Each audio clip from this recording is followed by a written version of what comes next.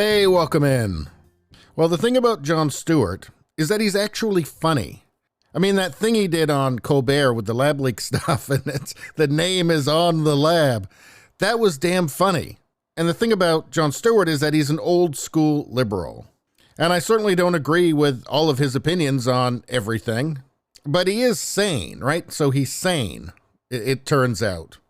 But he has the same problem, I think, that a lot of old school liberals have, and I've talked about it in my videos many times, is that he seems to be under the misapprehension that the modern leftists who, pitch a fit about things like the Dave Chappelle special, The Closer, he seems to think that they are just misguided liberals. And of course they're not. They're illiberal.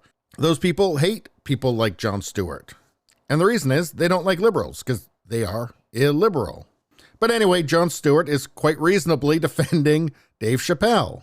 Here's a headline. Jon Stewart says Dave Chappelle Netflix controversy, a result of miscommunication. And the comic is not a hurtful guy. And this is why I talk about not understanding that these people that he disagrees with are not misguided liberals.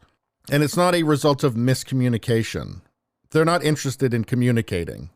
They're interested in everybody who disagrees with them capitulating.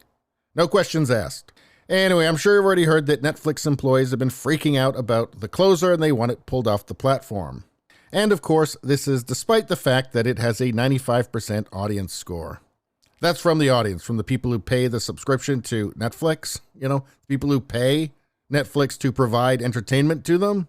Yeah, only 95% of them like it. So, and that means very little to the actually small number of activists who want to be able to decide what the world can hear. Anyway, Jon Stewart is putting on his public relations cap in defense of longtime friend, comedian Dave Chappelle, who Stewart is adamant was not trying to be divisive in his latest comedy special, The Closer. And Stewart said, quote, "That's a different element, but I know he's one of my favorite people on the planet, and he's just a good, decent, if there's any miscommunication, I'm sure that. I love that dude, like as a person." Seems like he's trying to find the right words there. Maybe to not offend anybody, perhaps.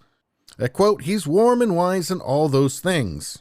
Anyway, asked if he felt it was a promising idea for Chappelle to agree to a sit-down with enraged Netflix employees, Stewart said, why not if it leads to open dialogue between the funny man and those who felt slighted by Chappelle's jokes. That won't work because they don't want a discussion, they want capitulation. Again, these aren't misguided liberals. Quote, "Look, if this spurs a conversation where people get more on the same page in terms of understanding, that'd be great, but I know his intention is never hurtful. He's just not that kind of person. He's a good man." And none of that matters to the activists. I mean, look at this guy there. He's standing at a sign that says hate flicks. Now, I'm sorry. It's just, if you've watched The Closer and you've listened to his story about his trans friend and you think that it's hateful, you are a child. In fact, it's completely irrational. You've ever tried to have a conversation with somebody who's completely irrational?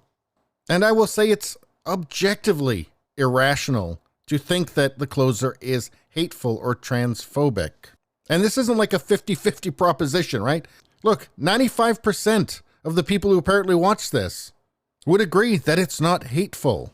And we should also consider that just because somebody calls themselves a spokesperson for the trans community, it doesn't mean that they are. It's not like all the trans people got together and had a vote, right, for their representative that will represent them to the world. These people are just self-appointed. They don't represent anybody other than themselves and I guess their friends. And the vast, vast majority of the activists are not trans. They're just far leftists. And they're people who like taking selfies of themselves at protests and posting it to their Facebook or Instagram. Most of them wouldn't be there if they couldn't post a selfie of themselves at the protest. Let's see, there's some report that Chappelle said he's baffled by the transphobia and homophobia accusations made against him. Yes, because it is baffling for a sane person. I think maybe one thing that is so offensive to the far leftist activists is that what Chappelle actually does in that special is that he humanizes his trans friend as a fully formed individual and draws the tragic contrast between that and cancel culture mobs. And if there's one thing far leftists hate, it's people being seen as individuals. They just want everybody to be part of some faceless identity group. But anyway, that's all I got to say about that. Please subscribe, like, and share. That really helps me out. If you just like to listen, there's the podcast Radio Baloney. It's on pretty much every platform. If you look for it, you will find it. Thank you very much. I'll see you next time.